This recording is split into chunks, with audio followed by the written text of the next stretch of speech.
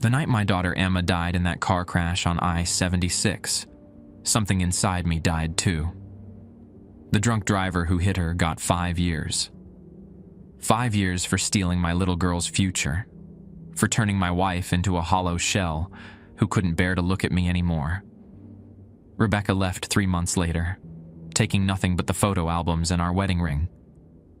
That's how I ended up drinking myself into unemployment, losing my job at Graterford Correctional, and eventually finding myself desperate enough to answer a classified ad buried in the back pages of the Philadelphia Inquirer.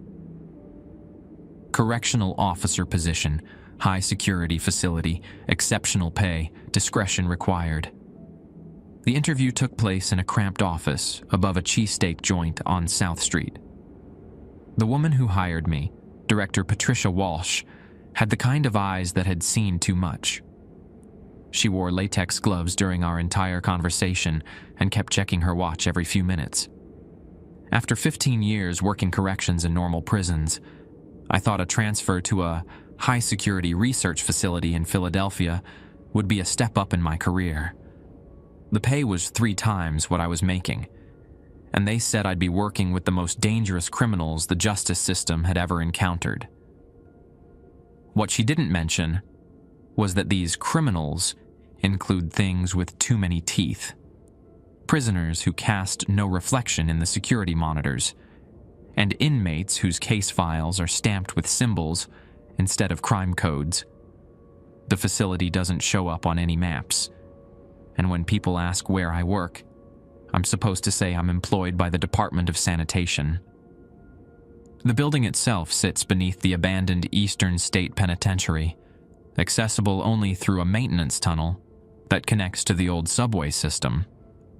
Most Philadelphians walking their dogs through Fairmount Park have no idea that 60 feet below their jogging path, something that used to be human is scratching tally marks into concrete walls with fingernails that grew back faster than we could trim them. My first day was 3 weeks ago. Director Walsh handed me a laminated card with 7 protocols printed in bold red letters. "These aren't suggestions, Clark," she said, lighting her 4th cigarette of the morning. "They are survival instructions. Follow them exactly, or you'll end up like Officer Martinez." When I asked what happened to Martinez, she just pointed to a memorial plaque on her desk. The engraving read, "Joaquin Martinez, remembered in pieces." I should have walked away then. Should have driven my rusted Honda straight back to the unemployment office. But Emma's medical bills were still crushing me, and Rebecca's lawyer was demanding alimony payments I couldn't afford. So I took the job. And now I'm writing this because I need someone to know the truth about what's really locked away beneath Philadelphia's streets, in case I don't make it through another shift. The rules they gave me seemed strange at first. Now I understand they're the only thing keeping me alive. My first shift started at 11 p.m. on a Tuesday. Director Walsh met me at the entrance to the maintenance tunnel, a rusted door hidden behind overgrown ivy near the Schuylkill River Trail. She handed me a flashlight that felt heavier than it should have, and a radio that crackled with static every few seconds. "The elevator takes exactly 3 minutes and 47 seconds to reach level B7, she said, checking her watch again. "Count it out loud. If it takes longer than 4 minutes, something's wrong with the shaft, and you need to hit the emergency stop." The descent felt like falling into the Earth's stomach. My ears popped twice, and the temperature dropped enough that I could see my breath fogging in the cramped elevator car. The walls were lined with what looked like lead sheeting, and someone had scratched "Abandon Hope" into the metal before giving up halfway through the word "hope." Level B7 opened into a circular corridor lined with cell doors. Each door had a small observation window reinforced with wire mesh, and above each window was a placard with symbols I didn't recognize. Spirals, interconnected triangles, something that looked like a tree growing upside down. Officer Benjamin was waiting for me. He'd worked here for 8 years, and it showed in the way he moved, always checking corners, never turning his back to the cells, constantly touching the crucifix hanging from his neck. His uniform was spotless, but his hands shook when he lit his cigarette. "First thing you need to understand," Ven said, walking me toward the guard station, "is that everything down here used to be human. Some still are, technically. Others, well, let's just say the classification gets complicated." The guard station was a reinforced glass booth in the center of the corridor, giving us a clear view of all 24 cells. Multiple monitors showed different angles of each cell, though some screens displayed nothing but gray static. Ben tapped one of the dead monitors with his pen. "Cell 7. We don't get video feed from there anymore. Started about 6 months ago. The prisoner, we call him Vincent. He does something to electronics. Cameras, microphones, even digital watches stop working if you wear them too close to his cell." I peered down the corridor toward Cell 7. The observation window glowed with a faint greenish light that seemed to pulse like a heartbeat. "What did he do? I mean, before he got here?" Then crushed his cigarette in an ashtray overflowing with butts. "Vincent Torres used to be an electrician in North Philly. Wife, 2 kids, coached Little League on weekends. Then something happened during the job at an old textile factory on Frankfurt Avenue. When the police found him 3 days later, he was standing in his basement, completely naked, holding a line of electrical wires in both hands. The power meter showed he'd been drawing enough electricity to run a small hospital. And his family? They were in the basement too. What was left of them?" Ben's voice dropped to barely above a whisper. "The coroner said they'd been electrocuted from the inside out. But here's the thing. There wasn't a mark on them. No burns, no entry wounds. Their nervous systems just fried." I felt my stomach twist. "How do you contain someone like that?" Ben pointed to the thick rubber mats covering the floor around Cell 7 and the copper mesh woven into the walls. "Faraday cage principles. Keeps his electrical field contained. But even with all that, strange things happen. Light bulbs burn out faster on this block. Sometimes you can hear music coming from the air vents. Old radio programs from the 1940s. As if summoned by our conversation, a soft humming drifted from the direction of Cell 7. It sounded like a child singing a lullaby, but distorted, like it was coming through water. He does that every night around midnight," Ben said, checking his watch. "Sings his daughter to sleep. Problem is, she's been dead for 3 years." The humming stopped abruptly, and for a moment, the corridor fell silent. Then Vincent's voice echoed from Cell 7, clear as if he was standing right next to us. "New fish in the pond, Benny boy. Bring him by for introductions." If you like the stories, please hype the videos from a button like this just above the comment section. It helps the videos to get more reach and perform well. It would take just a few seconds and cost nothing, but would help the channel grow even faster. Thank you. Ben pulled out the laminated rule card and handed it to me. "Before we go any further, you need to memorize these, word for word. Your life depends on it." I studied the 7 protocols printed in red ink. Protocol 1. Never make direct eye contact with any prisoner for more than 3 seconds. Look at their chin or forehead instead. Protocol 2. If a prisoner knows your real name without being told, report to medical immediately for blood screening. Protocol 3. During feeding time, 2 a.m. to 4 a.m., wear the provided lead-lined gloves. Do not touch any food directly. Protocol 4. If you hear your dead relatives calling your name, plug your ears and count backwards from 100. Do not respond or acknowledge the voices. Protocol 5. All cell checks must be completed in pairs. Never enter the corridor alone during shift hours. Protocol 6. If a prisoner offers you anything, food, information, personal items, decline politely and log the incident immediately. Protocol 7. Should any prisoner escape their cell, activate the lockdown alarm and retreat to the safe room. Do not attempt pursuit or containment. These seem, I started to say, but Ben cut me off. Reasonable? Yeah, they did to me too, until I saw what happens when you break them. He pointed to a faded brown stain on the corridor floor near cell 12. That's where Officer Rodriguez learned why Protocol 1 exists. Poor bastard thought he was tough, stared down the thing in cell 12 for a full minute, started bleeding from his eyes, then his ears, then... well, let's just say we needed a mop and bucket. A soft tapping sound echoed from one of the cells, rhythmic and patient. Ben's face tightened. That's Angela Whitman in cell 15. Used to be a kindergarten teacher in Fishtown. Loved those kids more than anything. The tapping continued, growing faster.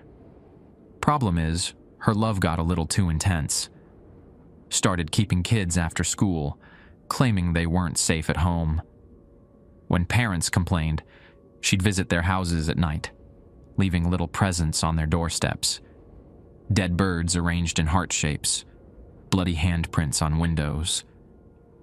How did they catch her? She kidnapped 7 children over the course of 2 weeks. Police found them in her basement, all of them alive, but changed. They'd been fed a steady diet of something that made them docile, compliant. Turned out Angela had been grinding up her own hair and mixing it into their food. The kids kept asking for Miss Angela's special cookies even after they were rescued. The tapping stopped. A woman's voice, sweet and nurturing, drifted from cell 15. Benjamin, sweetheart, is that a new friend you brought to visit? I have something special for him. A little present I've been saving. Ben grabbed my arm and pulled me further from cell 15. Don't respond. Don't even breathe too loud when you walk past her cell. Angela has this way of getting into your head, making you think you need to protect her, take care of her. 3 guards quit after working her block.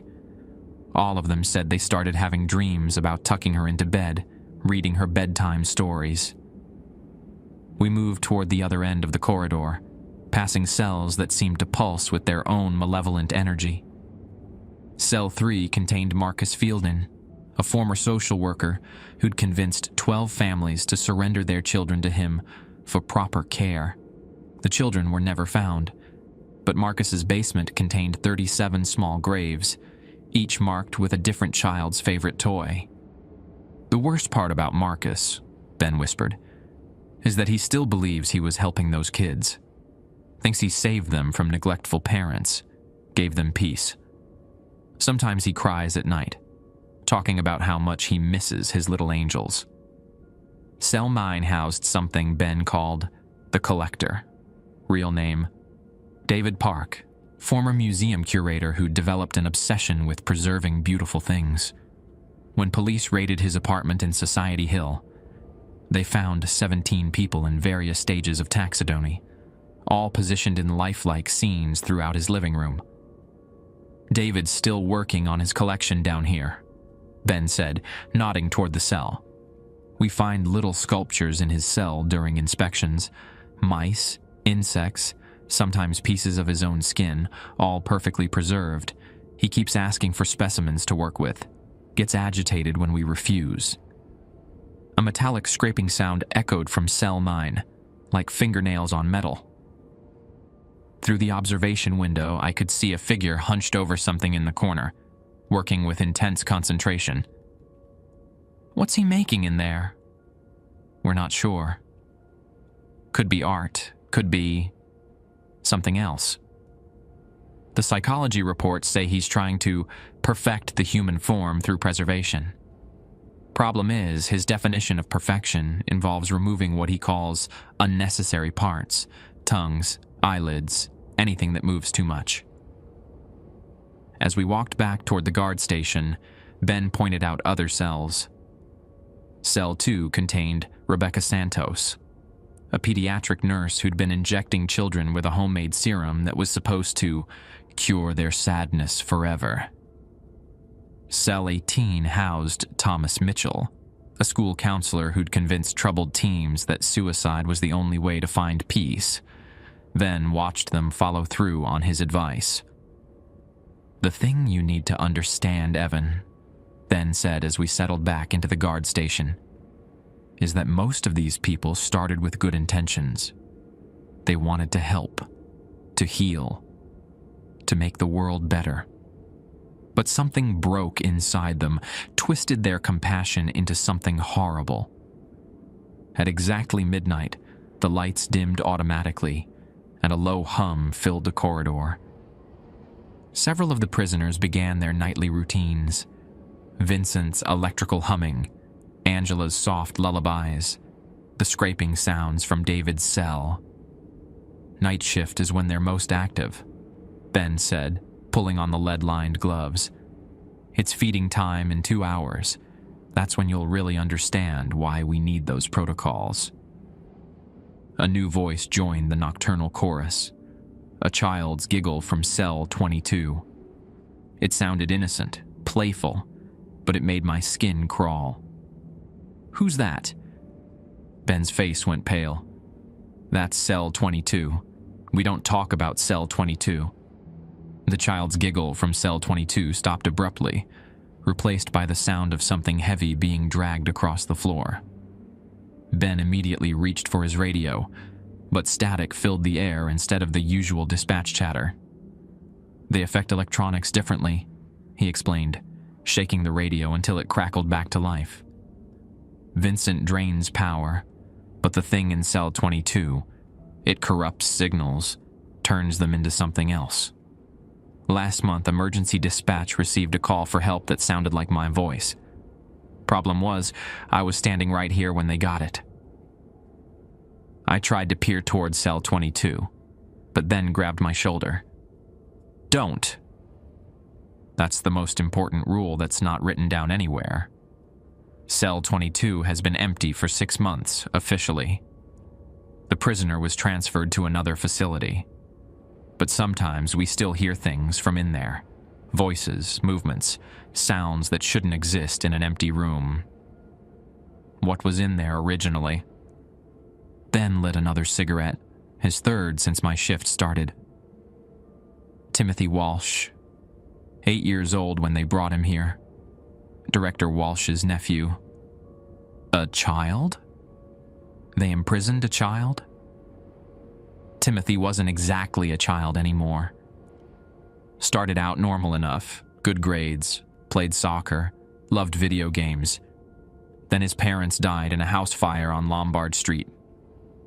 Timothy was the only survivor, found sitting in the kitchen, completely unharmed while the rest of the house burned around him.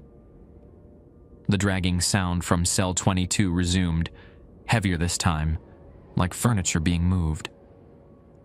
After the fire, strange things started happening around Timothy. Other children would have accidents when they played with him. His foster families kept calling social services, reporting that Timothy would stand at the foot of their beds at night, just watching them sleep. When they'd ask him to go back to bed, he'd tilt his head and ask why they were afraid of him.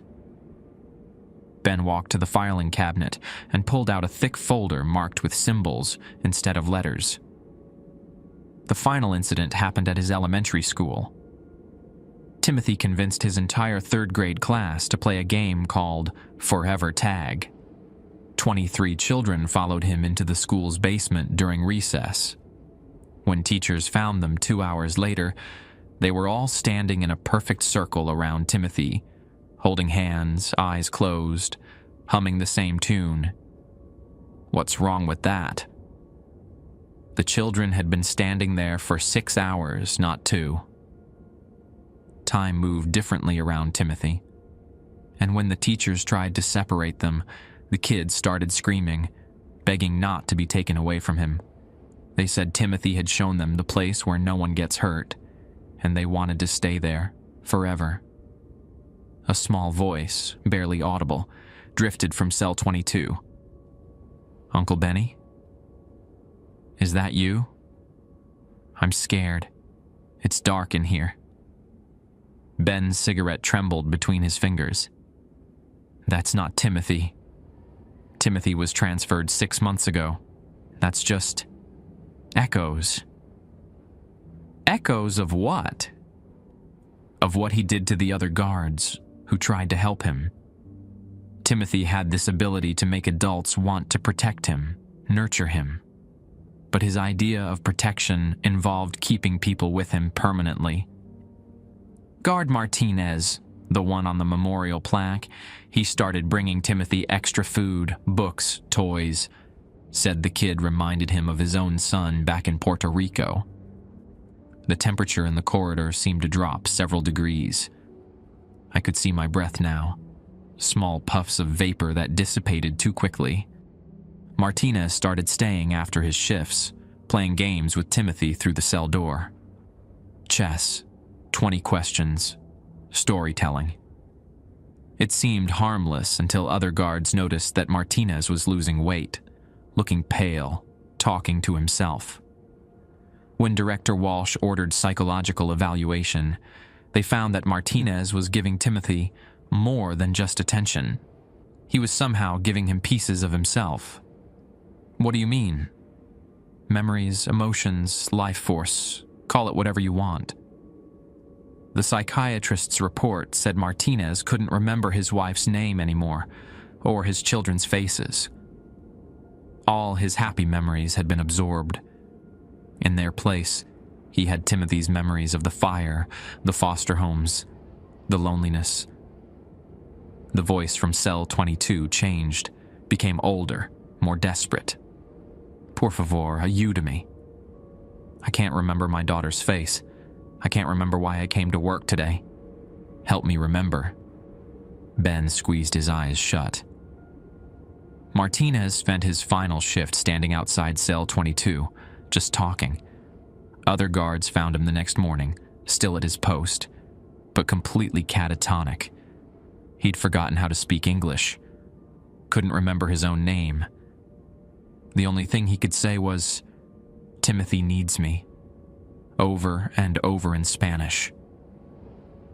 I wanted to ask more questions, but the feeding alarm sounded, 2 long blasts followed by 3 short ones. Ben immediately pulled on his lead-lined gloves and handed me a matching pair. "Feeding time. This is where you really learn what these things are capable of." He unlocked a heavy metal cart loaded with sealed containers. Each container was labeled with a cell number and contents that made no sense. Cell 3, raw meat, room temperature. Cell 7, copper wire, exactly, 6 inches. Cell 15, children's vitamins, crushed fine. They don't eat normal food. Some do. Others have specific dietary requirements that developed after their transformation. Vincent needs metal to conduct electricity through his system. Angela requires nutrients found in children's vitamins. It's the closest we can get to what she was feeding those kids. David gets preserved insects because regular food spoils too quickly in his cell. We started with cell 1, which housed Margaret Chen, a former social worker who'd convinced elderly clients to sign over their estates before helping them die peacefully. Her meal consisted of pureed baby food and herbal tea. Margaret's digestive system reversed after her arrest, Ben explained as we slid the food tray through the slot. She can only process pre-digested foods now, like an infant. The psychologists think it's related to her obsession with nurturing her victims. Margaret's voice, weak and querulous, called out, "Thank you, dear. You're such a good boy, taking care of me. Would you like to sit with me while I eat? I have stories to tell about the nice old people who visited me." "Don't respond," Ben whispered, pulling me away from the cell. "She's fishing for emotional connection." Margaret feeds on guilt and sympathy as much as actual food. As we moved down the corridor, each feeding became more surreal.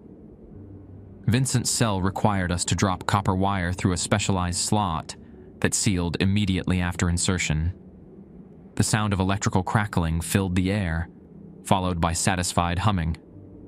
Angela's cell received the crushed vitamins mixed with water. She sang softly as she ate, a lullaby that made me think of Emma, of bedtime stories and goodnight kisses. I had to bite my tongue to keep from responding when she asked if I had children of my own. Cell 22 was last on our route. Ben loaded an empty tray onto the cart. "We still bring food," he said quietly. "Official policy says the cell is occupied, so we maintain the routine. But whatever's in there doesn't eat normal food anymore." Hi everyone. Before we move forward, I have something exciting to tell you. Many of you asked for stories without the strange rules, so I created a brand new channel just for that. It's called Mr. Grimm Archive. The link is in the description, or you can click the card above. I think you'll really enjoy it. So check it out whenever you want some more exciting types of stories. Also, I hope you're enjoying the 2 uploads a day. Let me know in the comments if you like some stories from your location. Now, let's continue with today's story. As we approached cell 22 with the empty tray, the corridor lights began to flicker. Not the steady strobing of faulty wiring, but something rhythmic, like Morse code. "It's trying to communicate," Ben muttered, quickening our pace. Timothy used to do this when he wanted attention. The electrical system would spell out messages. "I'm lonely. Come play with me. Why won't you talk to me?" The lights spelled out something different this time. Hungry. Ben slid the empty tray through the slot. For a moment, nothing happened. Then we heard the sound of the metal tray being dragged across the floor, followed by what sounded like chewing, wet, crunching sounds that made my stomach turn. "It's eating the tray," I whispered. "Metal, ceramic, plastic. It doesn't matter anymore. Whatever Timothy became, it can digest anything. We've lost 6 trays this month." Ben marked something on his clipboard. "The accounting department keeps asking why we need to replace so much equipment. I tell them it's normal wear and tear." A child's voice, muffled but clear, came from inside the cell. The new man tastes like sadness and old coffee. His daughter had pretty hair, yellow like sunshine. I stopped walking. How could it know about Emma? Ben grabbed my arm, pulling me away from cell 22. "It can taste memories in the air around you. Strong emotions leave traces that Timothy, or whatever he is now, can read like a book. The more traumatic the memory, the stronger the flavor." "Daddy misses her," the voice continued, sing-song and playful. "Daddy thinks it's his fault she's gone. But accidents happen, don't they? Cars slip on wet roads. Little girls don't always look both ways." My legs nearly gave out. Emma wasn't hit by a drunk driver. She was crossing the street after school. It was raining. The car couldn't stop in time. "You lied to yourself." Timothy's voice giggled. "Made up the drunk driver's story because random accidents are scarier than someone to blame. The man who hit her was sober, just driving home from work. You needed a villain." Ben was dragging me now, away from cell 22, but Timothy's voice followed us down the corridor. "Daddy wants to visit Emma. Daddy thinks about joining her sometimes, but Daddy's too scared. Timothy isn't scared. Timothy knows where all the lost children go." We reached the guard station, and Ben shoved me into a chair. "Don't listen to it. That thing in cell 22 feeds on emotional trauma. It takes your worst memories and twists them, uses them against you." But Timothy wasn't finished. The lights throughout the corridor began spelling out messages again. "Emma wants to see you." Daddy, come play with us. We have forever to spend together." "How do you make it stop?" I asked, my voice shaking. "You can't." "Timothy latched onto your grief the moment you walked down here. It's like blood in the water for him." Ben pulled out a small bottle of pills from his desk drawer. "These help. Anti-anxiety medication. Takes the edge off emotional responses, makes you less appetizing to the empathic feeders." I dry swallowed 2 pills while Ben continued his explanation. "Timothy isn't the only one who feeds on emotions. Angela draws from parental instincts. David feeds on aesthetic appreciation. Rebecca Santos needs compassion to survive. That's why the protocols exist. They limit emotional exposure." The radio crackled to life. "Guard station, this is Director Walsh. We have a situation developing on level B5. One of the research subjects has breached containment." Ben's face went white. "Level B5? That's where they keep the fresh intakes, the ones who haven't been classified yet. All personnel are to remain at their stations until further notice." Director Walsh's voice continued. "Do not attempt to investigate. Lockdown procedures are in effect." As if on cue, the overhead lights turned red, and steel barriers began descending over the cell observation windows. Emergency locks engaged with heavy metallic thuds. The prisoners' nightly sounds, humming, scraping, crying, all stopped at once. "This has never happened before," Ben whispered, checking his sidearm. "The research levels are supposed to be completely isolated." A new sound echoed through the corridor. Footsteps, but wrong somehow. They were too heavy with an odd rhythm, as if whoever was walking had too many legs or was dragging something behind them. "Ben," I said quietly, "Protocol 7 says to retreat to the safe room if a prisoner escapes. Where's the safe room?" Ben pointed to a heavy door behind the guard station. "But that's for our level. If something from B5 made it down here." The footsteps were getting closer. Along with them came a smell I recognized from my days at Greaterford. The scent of fear, unwashed bodies, and something else. Something sweet and rotten, like flowers left too long in stagnant water. Vincent's voice called out from cell 7. "Company's coming, boys.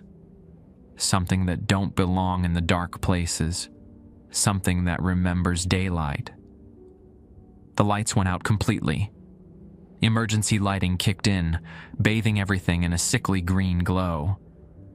In that eerie illumination, I could see something moving at the far end of the corridor, a shape that didn't quite fit the shadows it cast. "Jesus Christ," Ben breathed. "That's not possible." The containment barriers are 6 inches of reinforced steel. The shape moved closer, and I could make out more details. It had been human once, but something had changed it. Extra limbs sprouted from its torso, and its head tilted at angles that suggested additional joints in its neck. It wore the tattered remains of a prison jumpsuit marked Intake 47. "What did they do to it?" I asked.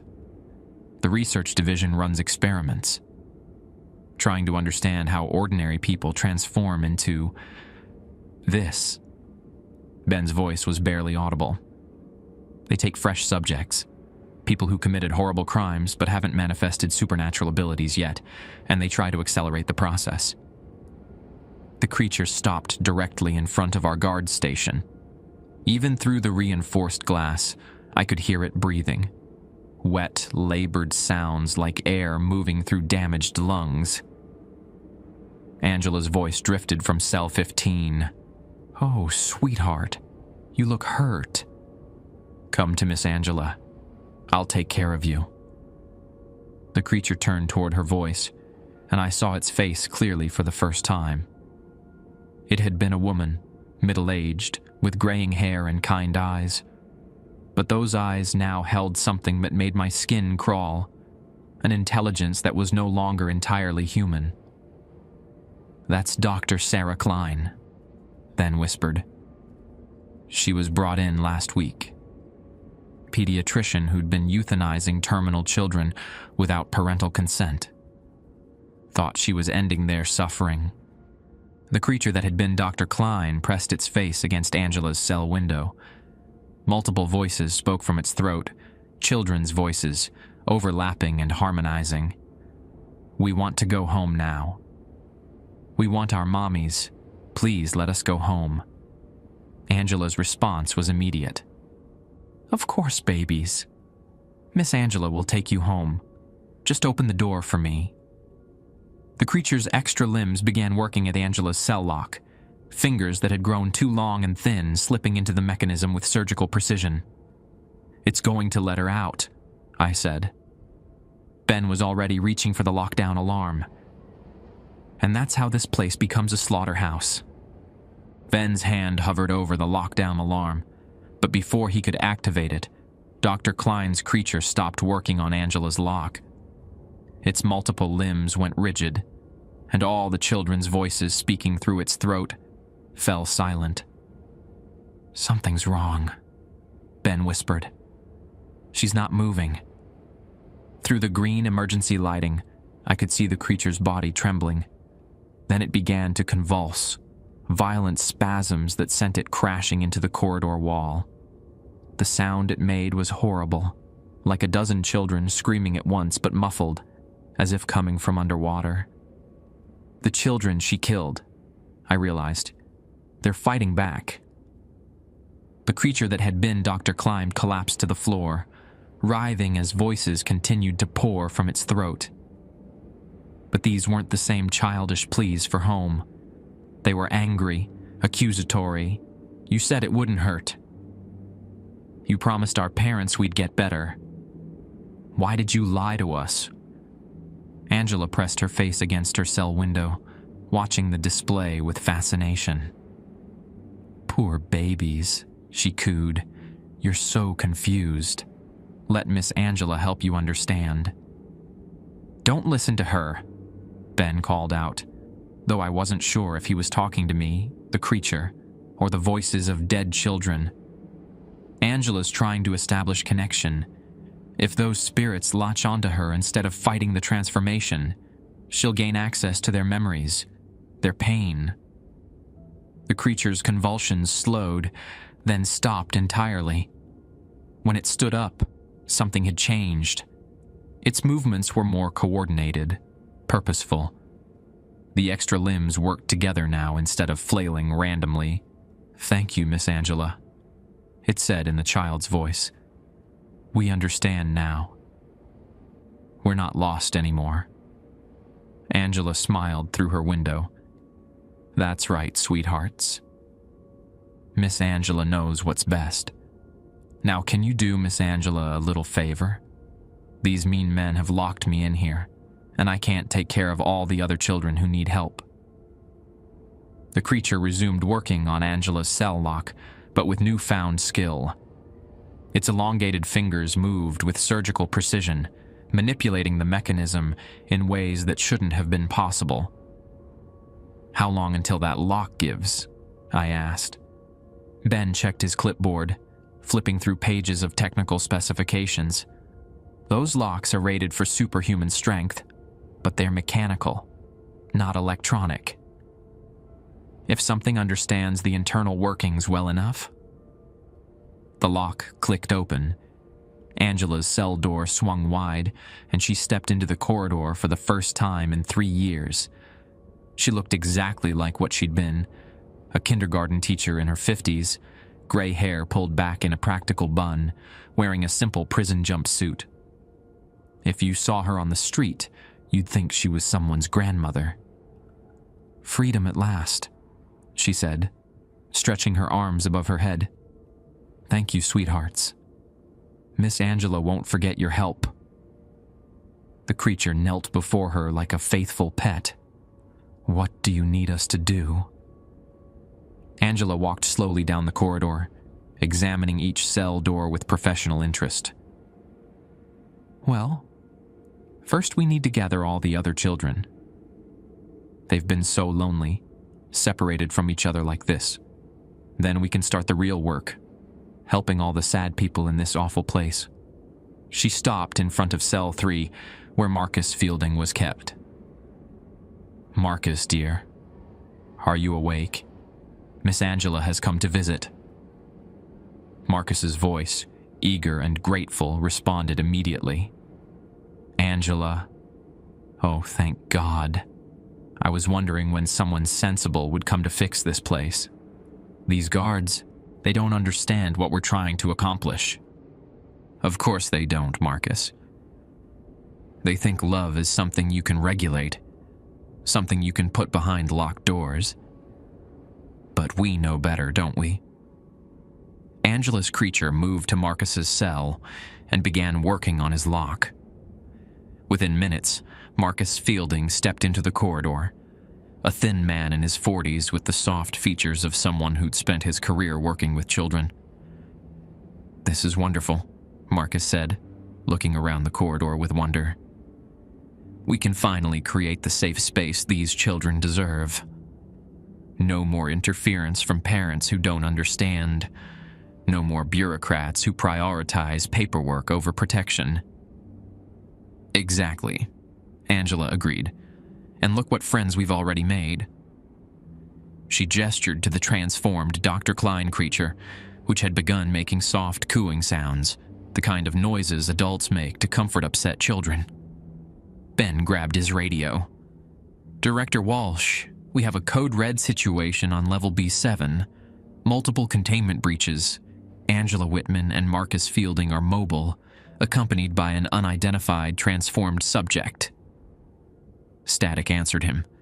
Then Timothy's childish giggle filled the air, but this time it was coming from the radio speaker. Uncle Benny called for help, but help isn't coming. All the grown-ups are busy playing their own games upstairs. Ben threw the radio across the guard station, and it shattered against the wall. The communications are compromised. Timothy's interfering with all electronic signals. Angela had moved to cell 7. "Vincent, dear, Miss Angela needs your special talents. Can you help us with the electrical systems?" Vincent's voice, crackling with static, responded, "Happy to help, ma'am. Been wanting to redecorate this place for years. Maybe add some mood lighting, fix the ventilation problems." The lights began to strobe in sequence down the corridor as Vincent's electrical field interacted with the building's wiring. Cell doors clicked open one by one, not the heavy mechanical sounds of locks being picked, but the electronic hum of systems being overridden. David Park emerged from cell 9, carrying something small and preserved in his hands. "Angela, how delightful to see you again.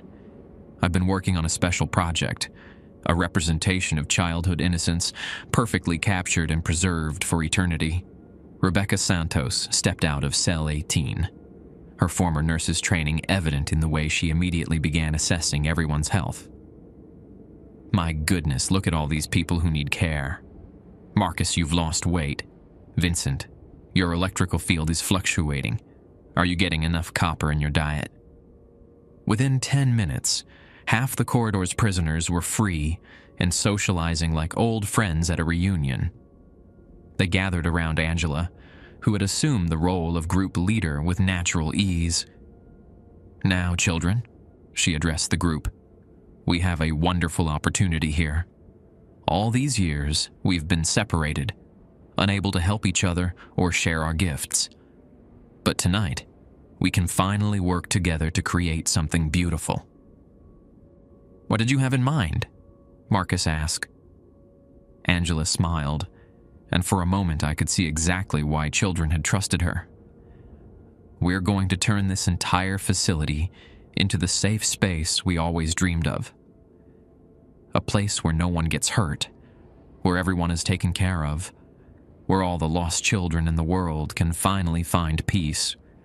The creature that had been Dr. Klein spoke up, its chorus of children's voices harmonizing. "We want to help." We want to make the sad people happy." "Of course you do, sweethearts. And Miss Angela knows exactly how you can help." Angela turned toward our guard station, and for the first time since her escape, she looked directly at Ben and me. Her eyes held the same maternal warmth I remembered from Emma's teachers, but underneath that warmth was something predatory. "Benjamin, Evan, please come out and join us. We have so much work to do, and we could use your help. Don't you want to be part of something meaningful?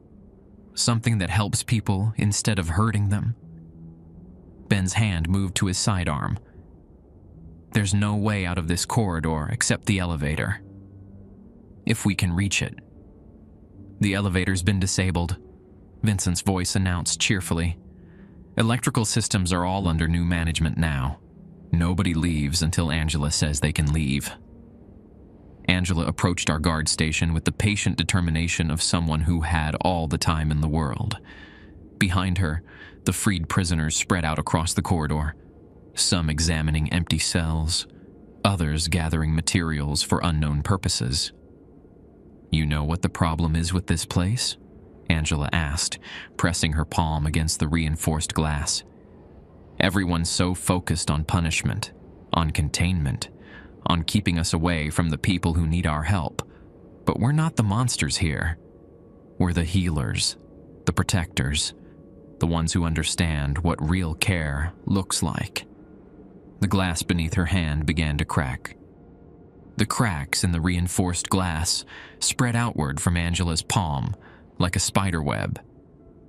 With each second of contact, more fractures appeared, though she wasn't applying any visible pressure. "How is she doing that?" I whispered. Ben chambered around in his pistol.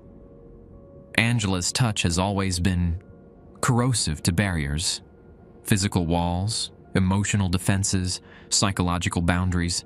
She breaks them down through contact.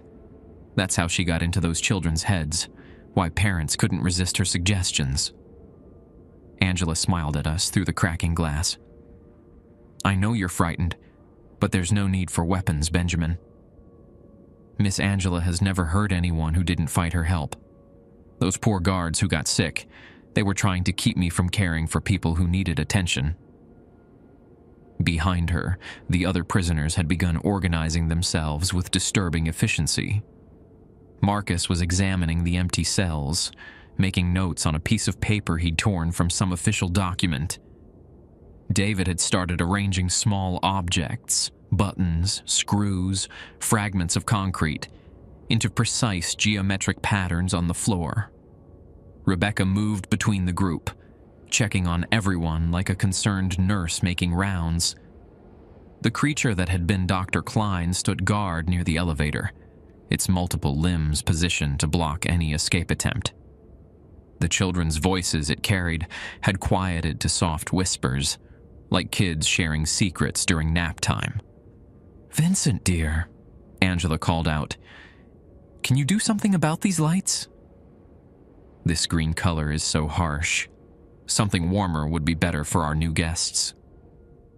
The emergency lighting flickered, then shifted to a softer amber glow that made the corridor look almost cozy. Vincent's electrical field was growing stronger. I could feel it as a tingling sensation on my skin, like standing too close to a radio antenna.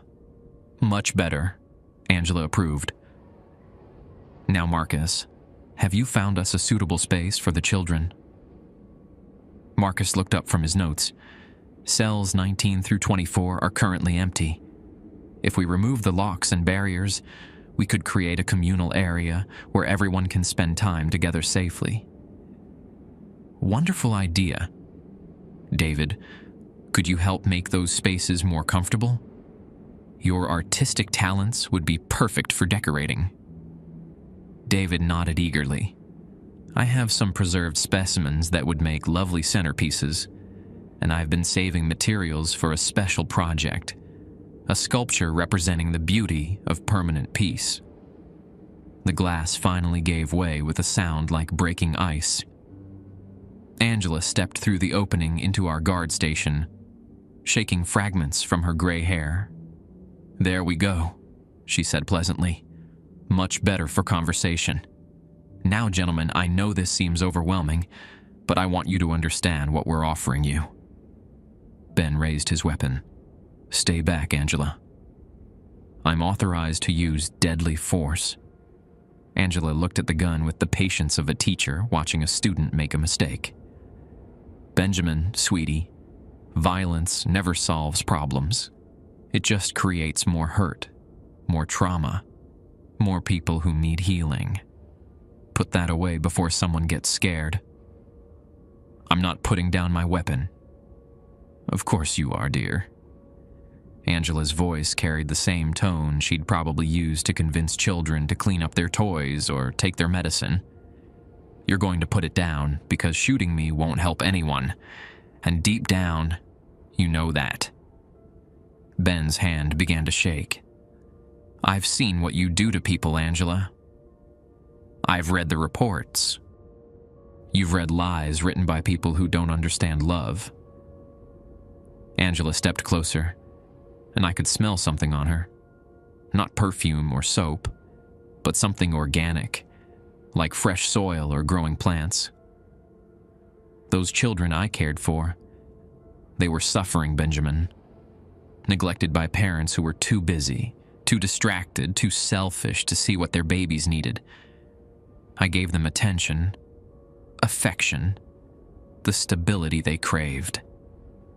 You poisoned them. I nourished them. I fed them ingredients that would make them calm, content, free from the anxiety and fear that plagued their little hearts. And it worked, Benjamin. For the first time in their lives, those children felt truly safe. Ben's gun wavered. They were zombified.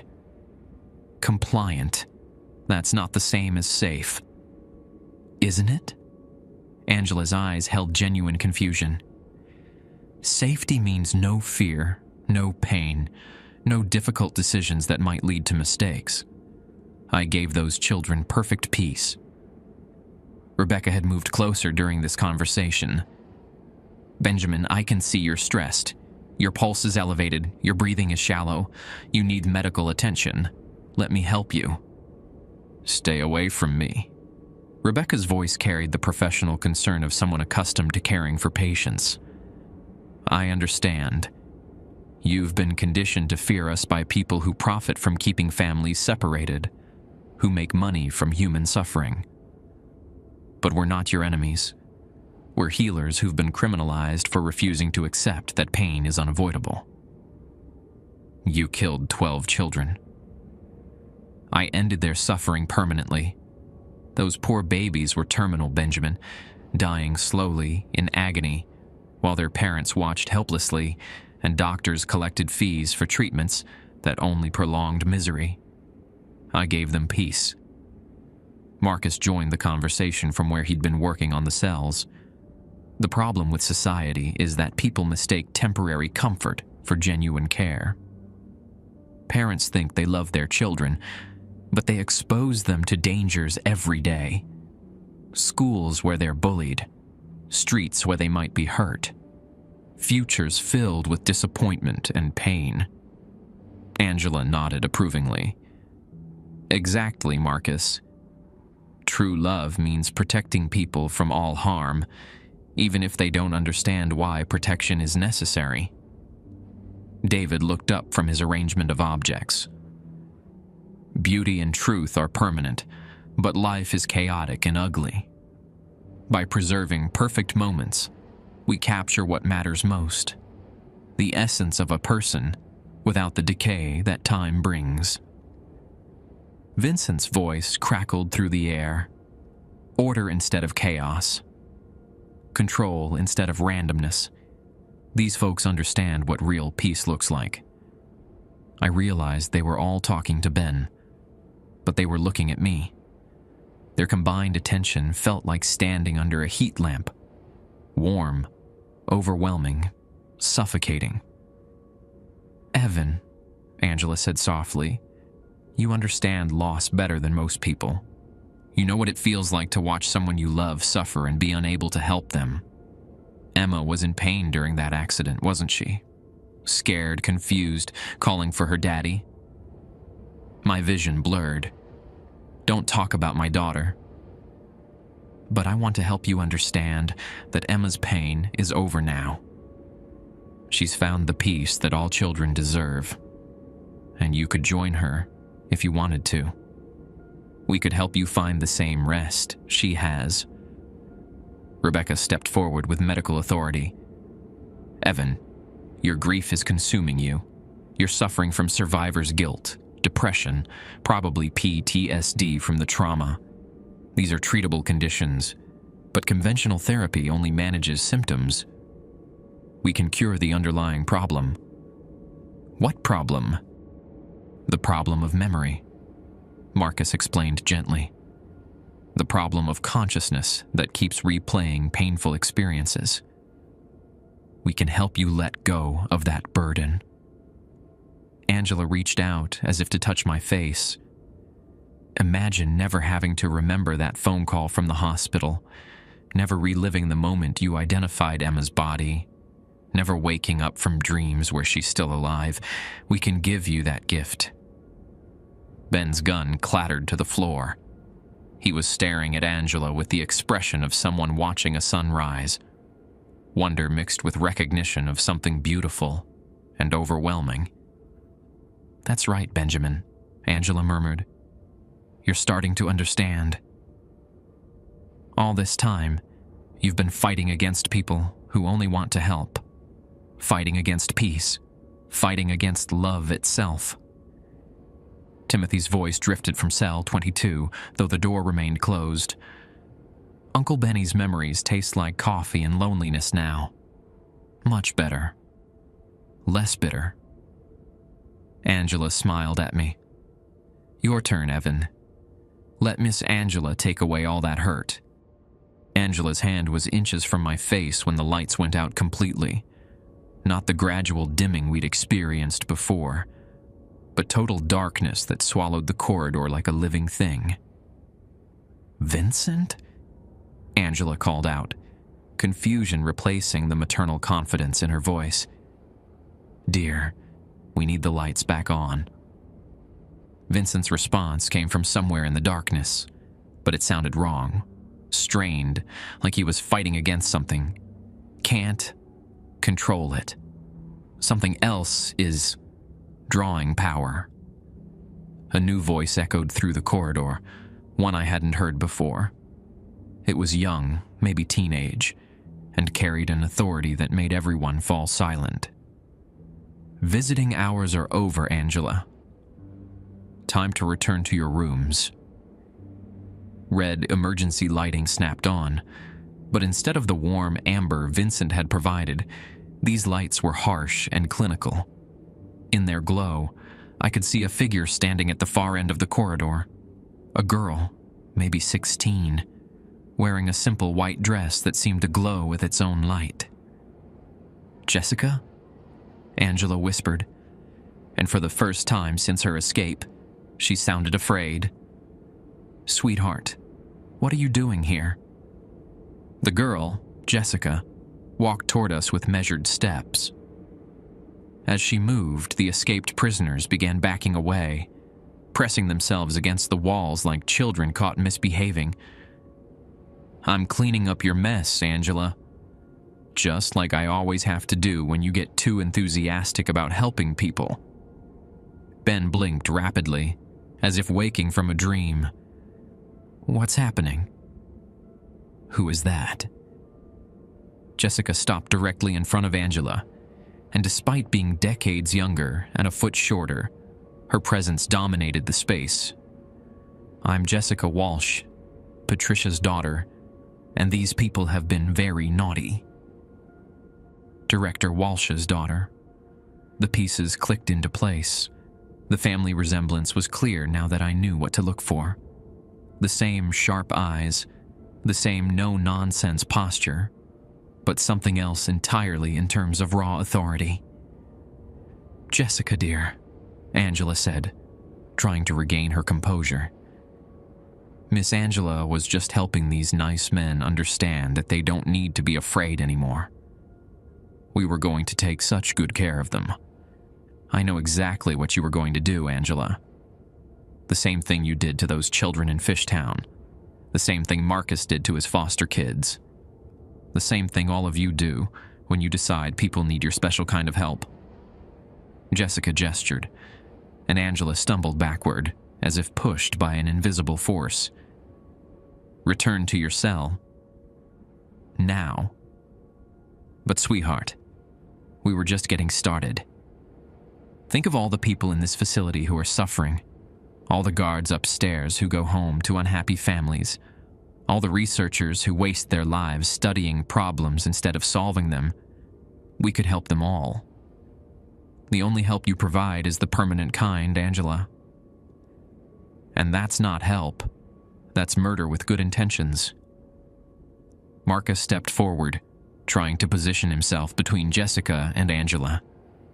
"Young lady, I think you're confused about what we're trying to accomplish here.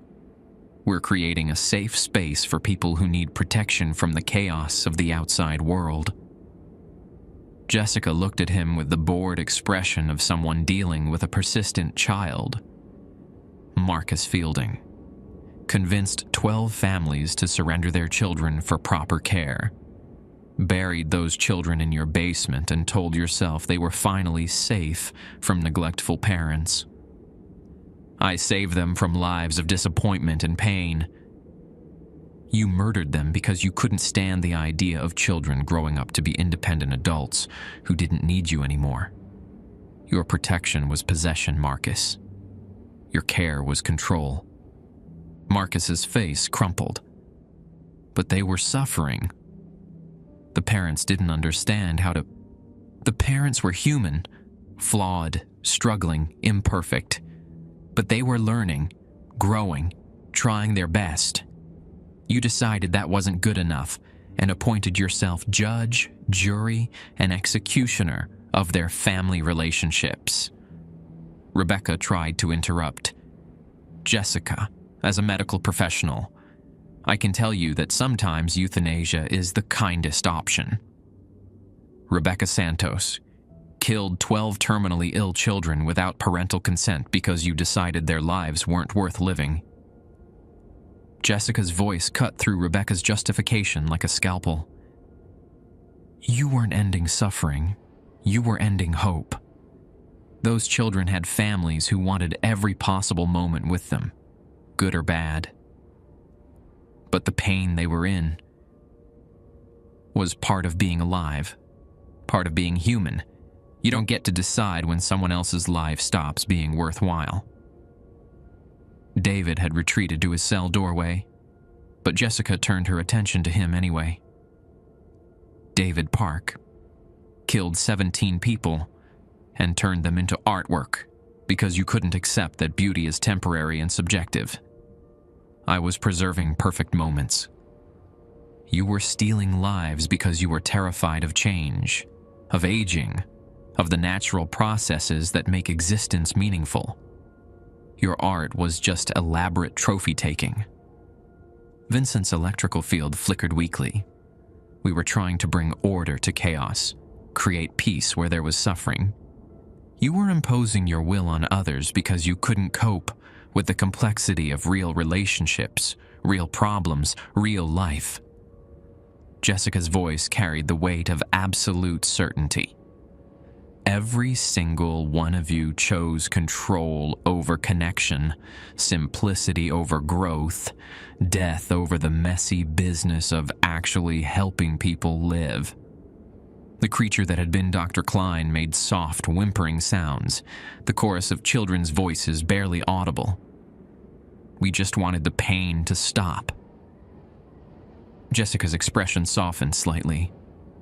I know, sweethearts. But Sarah Klein decided you couldn't handle pain, couldn't grow through difficulty, couldn't become the strong adults you might have been. She stole your futures because she was afraid of watching you struggle. Angela had been listening to this systematic dismantling of her worldview with growing agitation. Jessica, you don't understand. Love means protecting people from harm, keeping them safe from anything that might hurt them. Love means accepting that people have the right to make their own choices, even bad ones. Love means supporting someone through difficulty, not removing their ability to experience difficulty. What you call protection is imprisonment, Angela. What you call care is suffocation. But the children I helped were so much happier after you drugged them into compliance and dependency. They weren't happy, Angela. They were chemically incapable of expressing unhappiness. There's a difference. Jessica raised her hand, and one by one, the escaped prisoners began walking back toward their cells. Not walking, being compelled to walk, their bodies moving against their will. How is she doing this? I whispered to Ben. Ben was still shaking off Angela's influence, but his voice was clearer now. Jessica Walsh is the reason this facility exists. She's what we call a Class A corrective entity, someone born with the ability to enforce natural law on supernatural violations. What does that mean? It means she can undo what these people did to themselves and others. She can force them back into the boundaries they violated when they transformed from human into something else. Angela fought against the compulsion dragging her toward cell 15. Jessica, please. We could work together. Imagine what we could accomplish if we combined your abilities with our understanding of what people really need. Jessica watched Angela struggle with the same patience a parent might show a toddler having a tantrum. What people need, Angela, is the freedom to make mistakes, learn from consequences, grow through adversity, and find their own definitions of happiness and fulfillment. What you offer is the opposite of growth. It's stagnation disguised as safety. But people get hurt when they're free to make mistakes. Yes, they do. And that's how they learn not to make those mistakes again. That's how they develop strength, wisdom, resilience. That's how they become fully human instead of dependent children. Angela disappeared into cell 15, and her door sealed with a sound like a bank vault closing. One by one, the others followed. Marcus, Rebecca, David, Vincent, even the transformed Dr. Klein creature, all compelled back into containment by Jessica's will. How long will they stay contained? Ben asked. Jessica looked tired suddenly, like a teenager who'd been forced to clean up after irresponsible adults. Until someone else breaks protocol and lets them out again, these people will never stop believing they know what's best for everyone else. That's what makes them dangerous. They genuinely think they're helping. She turned to leave, then paused. Evan, your daughter's death wasn't your fault, and joining her wouldn't honor her memory.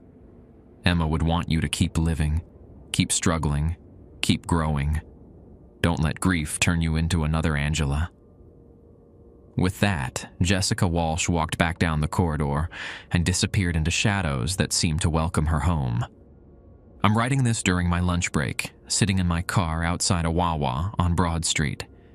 It's been 47 days since my first shift at the facility, and I'm still processing what I've learned about the nature of help, harm, and the thin line between protection and imprisonment.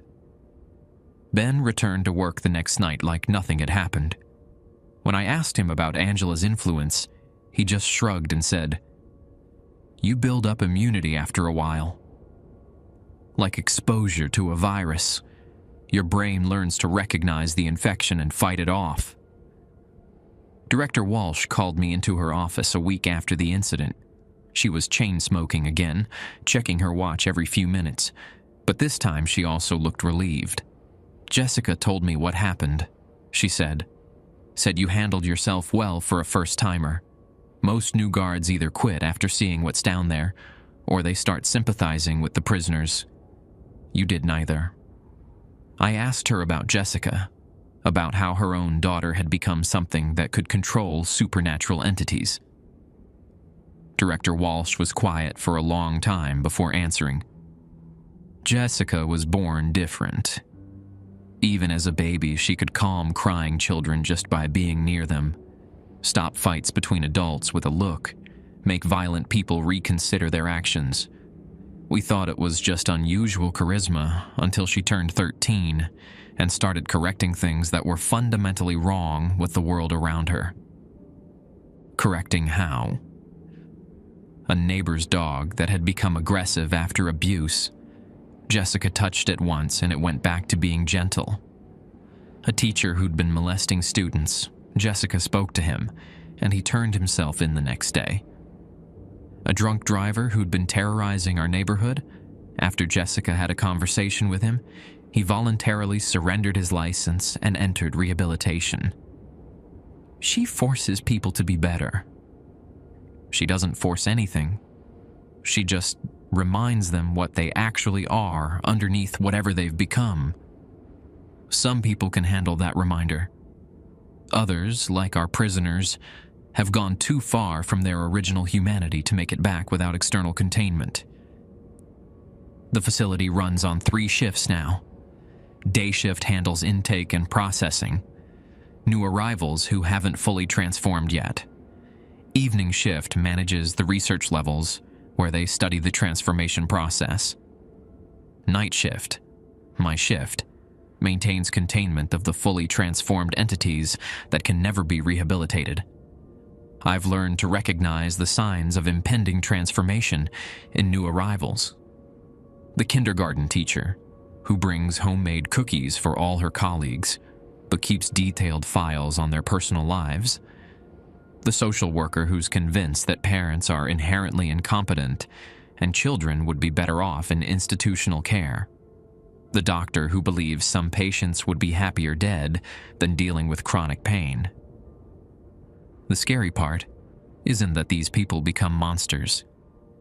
It's that they start as genuinely caring individuals who want to help others. The transformation happens gradually, as good intentions curdle into control, as empathy becomes paternalism, as protection becomes possession. I think about Emma every day, but not in the way Angela suggested. I remember her laugh when I pushed her on swings at Clark Park.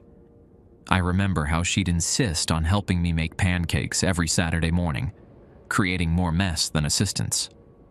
I remember the way she'd curl up next to me during thunderstorms, trusting completely that I could keep her safe from anything scary. Angela would have called those memories painful because they remind me of what I've lost. But Jessica was right. Those memories are what make Emma's life meaningful, not her death. The love I felt for my daughter doesn't require her physical presence to exist. It just requires me to keep being the kind of person she believed I was. I'm still working at the facility. The pay helps with Emma's remaining medical bills, and someone needs to watch over these broken people who think they know what's best for everyone else. Sometimes I catch myself making the same rationalizations they do, thinking I could fix someone's problems if they'd just listen to me, believing I know what would make someone else happy. When that happens, I remember Jessica's words about love meaning the freedom to make mistakes. The hardest lesson I've learned is that helping people sometimes means watching them struggle instead of taking away their struggles. It means supporting someone's choices even when you think they're making the wrong ones. It means accepting that love doesn't give you the right to control someone else's life, no matter how much you care about them. Tonight I go back to level B7 for another shift. The prisoners will try their various manipulations, Angela's maternal comfort, Marcus's protective concern, Vincent's promise of order over chaos. And I'll listen politely, follow the protocols, and remember that the most dangerous people in the world are often the ones who are absolutely certain they're helping. Because the road to hell isn't paved with bad intentions. It's paved with good intentions that have forgotten the difference between caring for someone and controlling them.